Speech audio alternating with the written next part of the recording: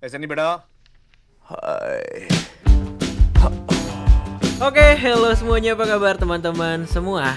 Kalau biasanya Amir Khan selalu menjadi protagonis di filmnya, kali ini dia yang menjadi antagonisnya.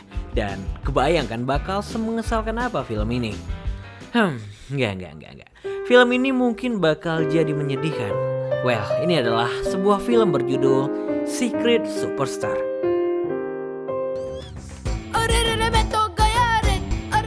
Cerita bermula dari sebuah ajang tarik suara. Seorang anak laki-laki terlihat tampil di depan 3 orang juri.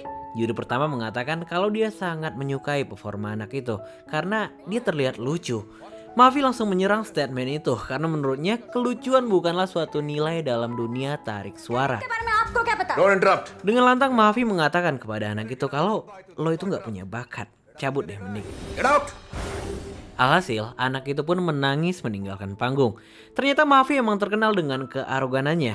Dia bahkan nggak segan-segan memaki orang di siaran live televisi. Hal ini terbukti saat dia menjadi host pada acara Music Awards. Dia adu mulut dengan wanita pemenang awards itu hanya karena statementnya nggak disetujui. Tapi dengan sifat seperti itu, kenapa dia bisa menjadi host di acara bergengsi? Well, ternyata Mavi adalah seorang komposer terkenal di sana. Dia telah menghasilkan ratusan lagu-lagu terbaik, sehingga keahliannya dalam memproduksi musik nggak bisa dianggap remeh. Sementara itu di tempat yang berbeda, seorang anak bernama Insu selalu bermimpi untuk menjadi seorang penyanyi terkenal. Sayangnya mimpinya itu mendapat perlawanan keras dari sang ayah. Insu hidup dalam keluarga yang jauh dari kata harmonis. Ayahnya selalu marah-marah setiap pulang kerja. Dia bahkan gak segan-segan memukul anak dan istrinya. Kata cerai pun udah berkali-kali terucap. Tapi bagaimanapun, ayahnya adalah satu-satunya sumber ekonomi mereka.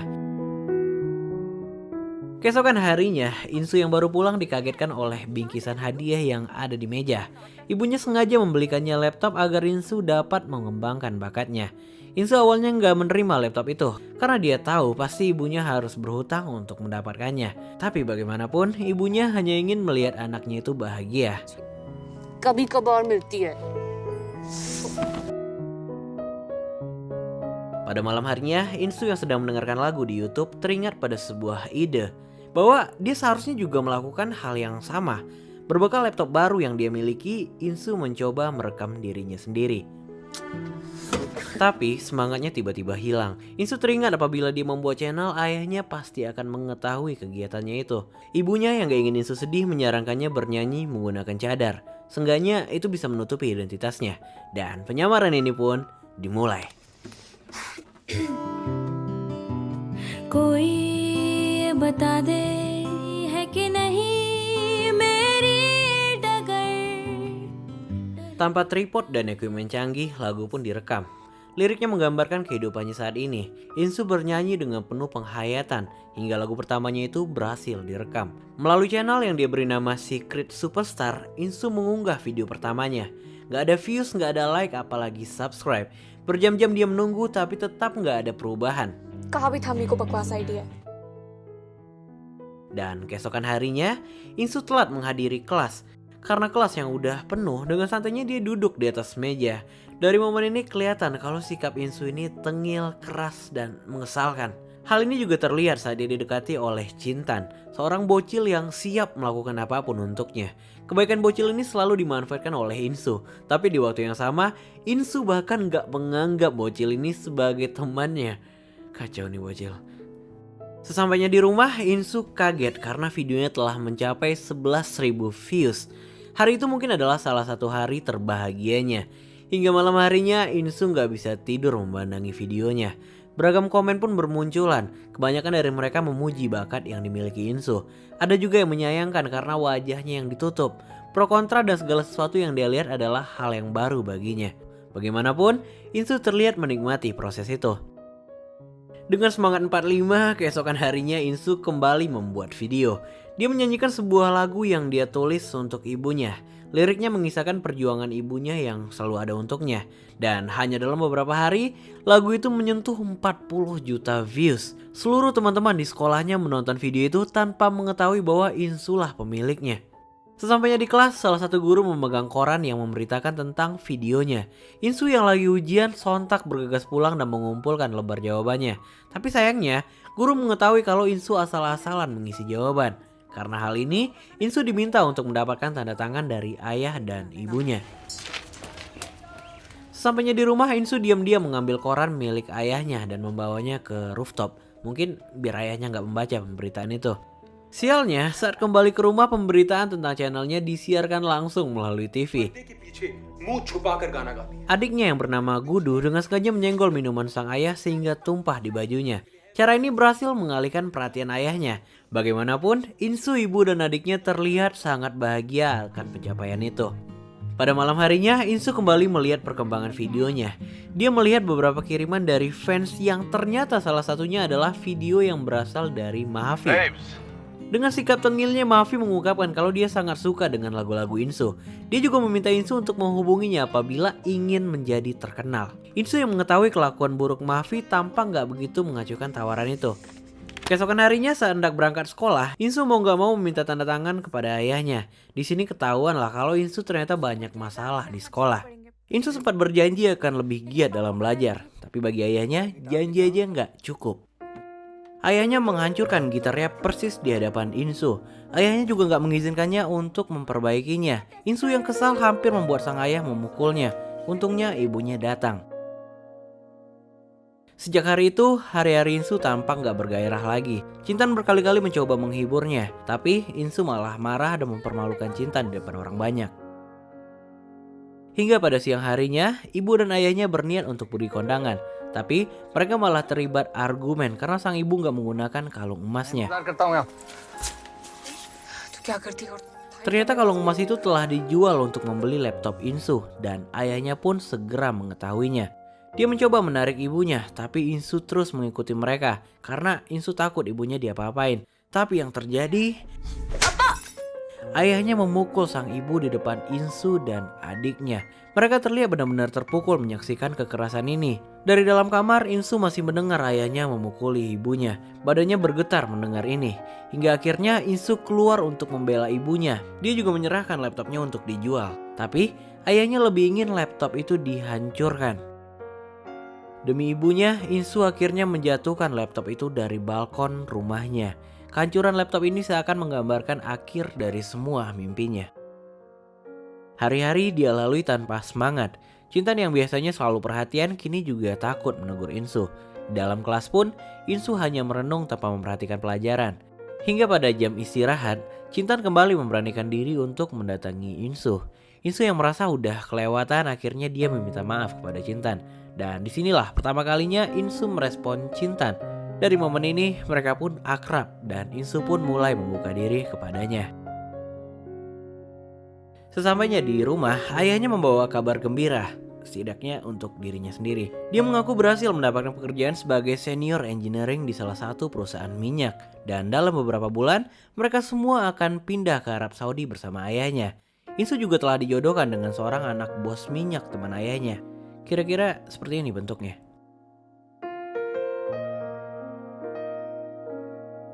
Insu sempat kesal karena ibunya nggak pernah menceritakan tentang hal ini. Dia berinisiatif mengajak ibunya kabur dari rumah dan meninggalkan adik dan ayahnya. By the way, adiknya mendengarkan saat Insu mengatakan ini.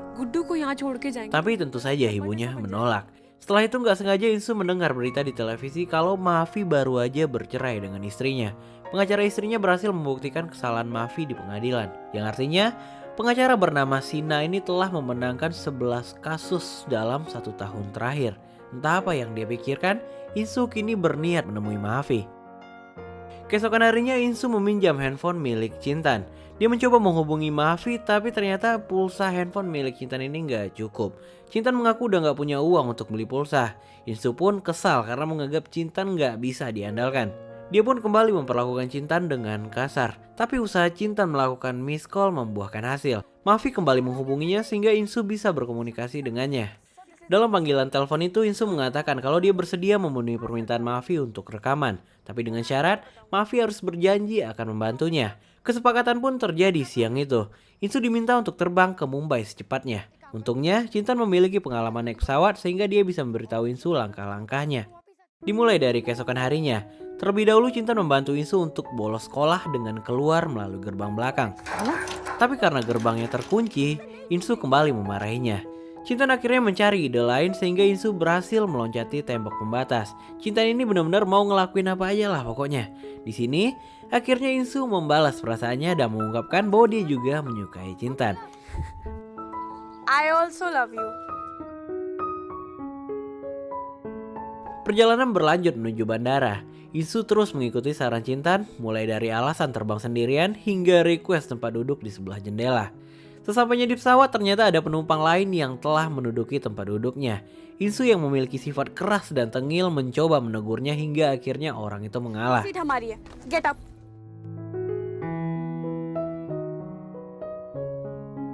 Bagaimanapun Insu terlihat sangat menikmati penerbangan pertamanya itu. Sesampainya di Mumbai, Insu dihampiri oleh seorang laki-laki berpenampilan seperti preman. Ternyata dia adalah orang suruhan Mahavi. Insu pun dibawa menemui Mahavi di studio rekamannya.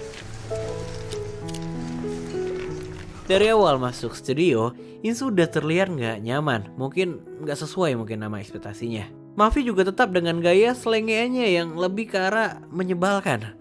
Bahkan di awal pertemuan itu Mahavi udah langsung ingin mengubah nama Insu dengan Natasha. S-nya 2, katanya. Natasha, that's the one. So, Hingga akhirnya Insu berbicara bahwa dia tetap ingin merahasiakan identitasnya. Jadi perubahan nama itu sama sekali nggak berguna. Singkat cerita, Mahavi memperlihatkan remix terbarunya. Terlihat semua dari mereka menikmati beat itu. Kira-kira raungannya seperti ini.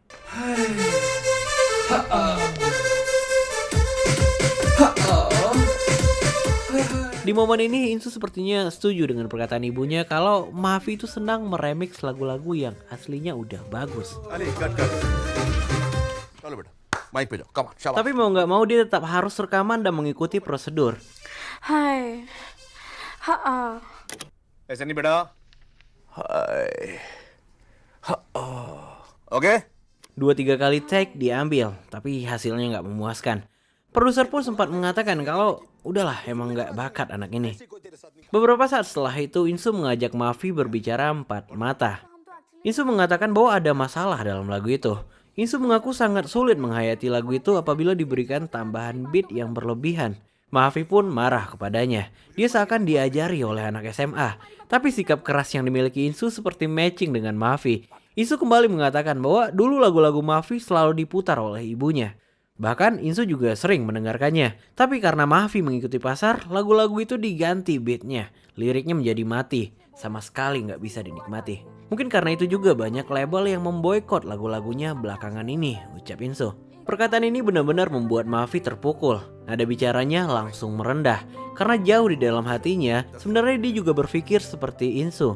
Insu pun meminta kesempatan terakhir untuk membawakan lagunya, tapi dengan versi originalnya. ये session cancel कर. वो 2007 वाला लगा. Well, rekaman pun dimulai. तेरी ही बोली बोलूंगी मैं. Setelah sekian lama, Mahavi akhirnya kembali tercengang melihat penampilan seseorang. Gak ada perkataan yang terucap. Dia benar-benar diam tanpa berkedip sekalipun. तुझ में ही सज जाऊं. मैं नचती फिरा छम छम छलिए. Sesampainya di mobil, Mahavi kembali menegaskan kalau penampilan Insu tadi berhasil membawanya pada suasana pertama kali di rekaman.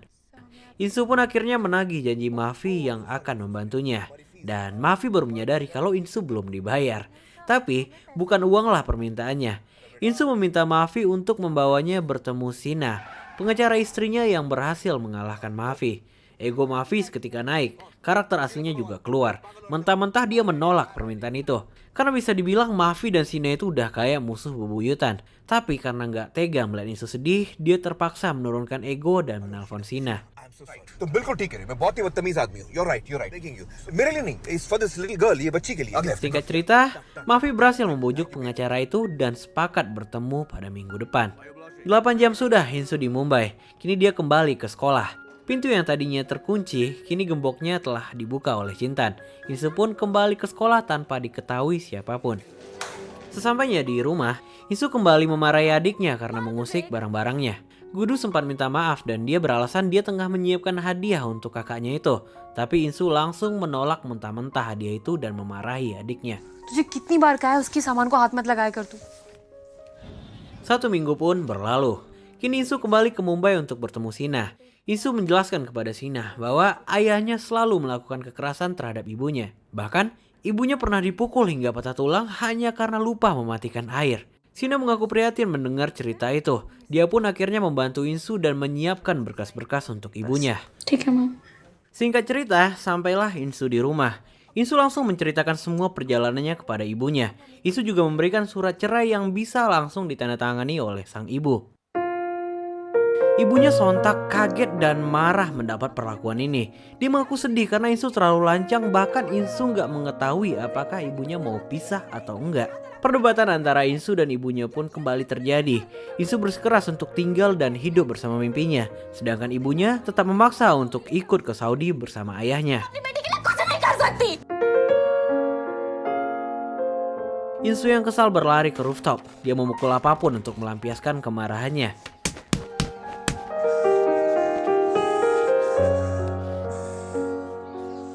Di sini dia juga melihat selotip prakaryanya. Ternyata Gudu sengaja mengambil selotip itu untuk memperbaiki laptop kakaknya yang hancur. Gak kebayang gimana rasa bersalah Insu melihat ini. Dia pun langsung mendatangi dan memeluk adiknya.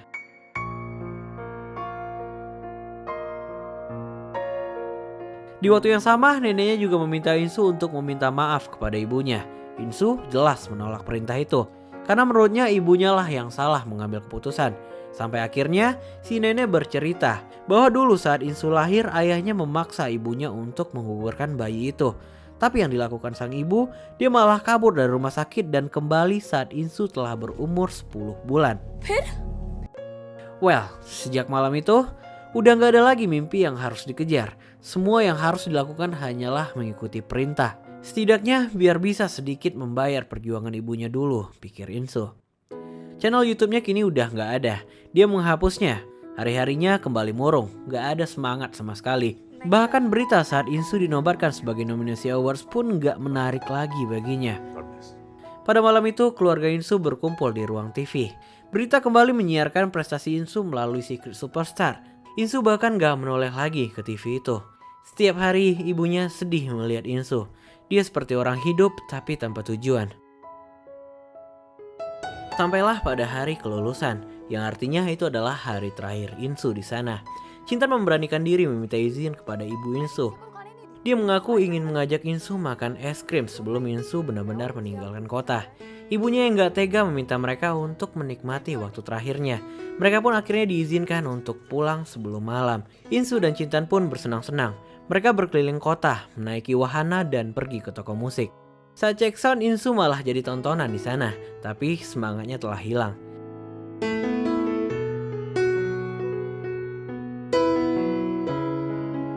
Sampailah saat terakhir sebelum mereka berpisah. Insu mengaku bahwa dia akan merindukan Cintan, sama halnya dengan yang dirasakan oleh Cintan. Singkat cerita, sampailah mereka di bandara. Saat melakukan boarding pass, petugas mendapati barang yang melebihi kapasitas. Sang ayah memastikan bahwa masing-masing koper nggak ada yang melebihi 25 kg. Tapi ternyata bukan berat masalahnya, melainkan kuotanya. Awalnya sang ayah hendak membayar kelebihan item itu. Tapi saat mengetahui bahwa barang terakhir adalah gitar Insu, dia pun seketika marah. Ayahnya meminta Insu membuang gitarnya ke tong sampah saat itu juga. Karena menurutnya gitar itu lebih cocok di sana. Ibunya mengatakan bahwa itu adalah satu-satunya barang milik Insu yang dia bawa.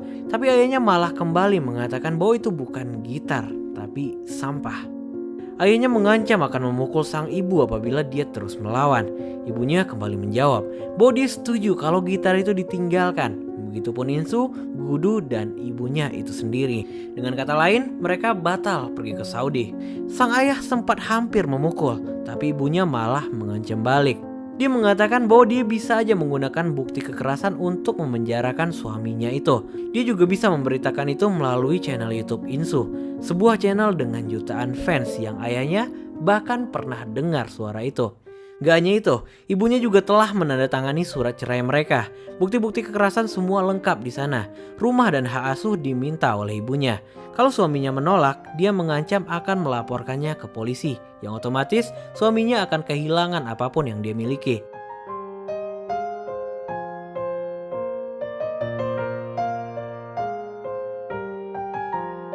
Gak ada lagi nada tinggi yang bisa diucapkan oleh bapak-bapak itu selain memohon kepada anak dan istrinya untuk tetap bersamanya ke Saudi.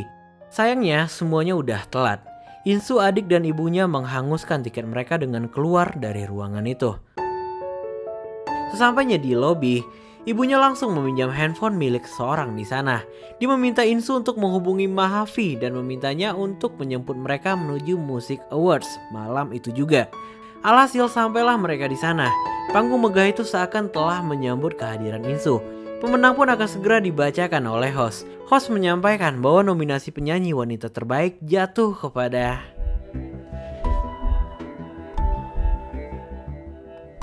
Monali Thakur. Yes, Monali kembali memenangkan awards tahun ini. Mafi tampak nggak percaya. Sebaliknya, Insu terlihat pasrah dan menerima keputusan itu. मैं यही wish करती Dalam pidatonya, Monali sempat menyinggung kehadiran kontestan baru di nominasinya. Dia mengaku sangat menyukai lagu-lagu Secret Superstar. Dari segi suara dan kualitas lagu secara keseluruhan, Mona mengaku kalah. Jadi, kemenangannya di tahun ini menurutnya adalah sebuah kesalahan. Mona akhirnya memanggil Secret Superstar untuk menaiki panggung dan mengambil pialanya. क्या तुम यहाँ पर हो? Sebaliknya, Insu terlihat pasif dan gak merespon panggilan itu.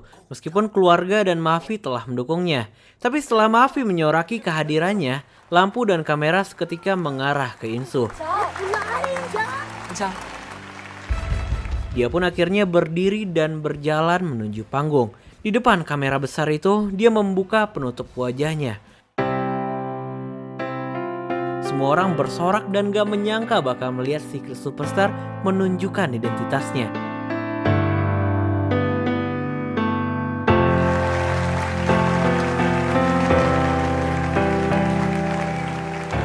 Di dalam pidatonya, Insu mengungkapkan bahwa dia sebenarnya bukanlah Secret Superstar. Karena semua yang dia lakukan bisa terjadi karena pengorbanan ibunya. Dia menceritakan seluruh perjuangan ibunya hingga Insu mencapai tahap ini. Di akhir kalimat, Insu mengatakan bahwa yang sebenarnya berhak mendapatkan nama Secret Superstar pada malam itu adalah ibunya sendiri. Film pun berakhir dengan bahagia. Insu berlari memeluk ibunya. Suasana haru ini diiringi oleh lagu yang pernah dia ciptakan untuk ibunya.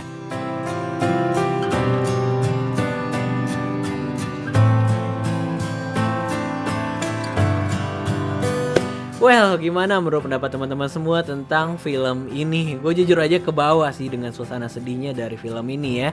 Apapun pendapat teman-teman semua, kalian bisa langsung aja tulis di kolom komentar. Gue juga pengen tahu.